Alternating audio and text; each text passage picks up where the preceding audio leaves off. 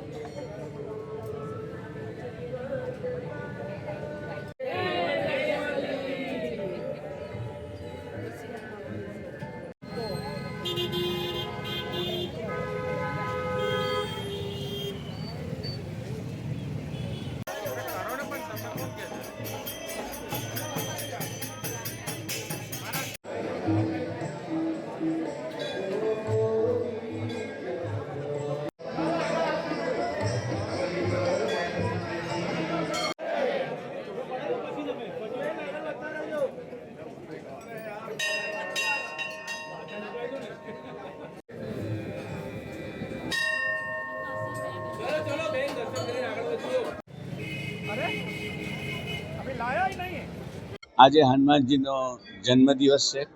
હનુમાન જયંતીનું પર્વ છે।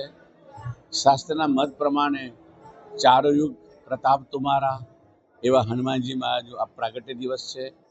સર્વપ્રથમ તો જયંતી શબ્દ વિશે હું કહીશ કે ઘણા લોકો કહે છે કે જયંતી શબ્દ ન વપરાય, પણ જયંતી જે જીવ હોય એના માટે ન વપરાય, પણ જે દેવ હોય પરમ તત્વ હોય એના જયતી ઇતિ જયંતી, કે જેનો જયકાર હજુ બંધ નથી થયો અને બંધ ક્યારે થવાનો નથી, એની જયંતિ। અને ભવિષ્ય પુરાણ સ્કંદ પુરાણના શ્લોકનું પણ વર્ણન કરી અને મેં બેનર લગાવ્યા છે। એટલે આપણે લોકવાયકા પ્રમાણે જયંતિ શબ્દને કાઢવો નથી, પણ જે જયકારો જેનો છે એની જયંતિ, એવા હનુમાનજી મહારાજની હનુમાન જયંતિનો પર્વ છે। તો ભીડભંજન હનુમાનજી મંદિરની અંદર વિવિધ પ્રકારના શૃંગાર કરવામાં આવે છે અને ખાસ કરીને હમણાં પુરાણોના આધાર પ્રમાણે, સ્કંદ પુરાણના મત પ્રમાણે, વિશ્વામિત્રના મત પ્રમાણે આ ભારતનું સર્વપ્રથમ એકાદશેશ્વર એવા હનુમાનજી મહારાજનું આ મંદિર છે।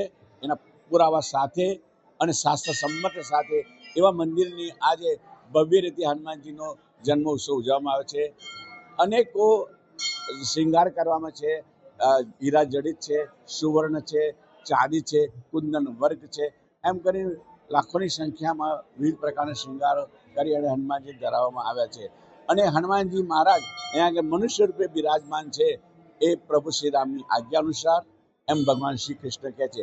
તો એવી પાવન ભૂમિ પર ભારતના એકાદશેશ્વર સર્વપ્રથમ એવા શંકર શિવ અને કેસરી નંદન એવા ભીડભંજન હનુમાનજી મહારાજનો આ જન્મદિવસ શ્રદ્ધાળુ સવારથી દર્શને આવ્યા છે અને પોતાની મનોકામના માટે પ્રાર્થના કરે છે। आज सर्वप्रथम मैं आपके माध्यम से, आपके चैनल के माध्यम से आपके दर्शकों को हनुमान जयंती की हार्दिक शुभकामनाएं देते हैं। और आज मारुति नंदन हनुमान जी महाराज जो सभी कष्ट के निवारण करते हैं, उनका जन्म जयंती है।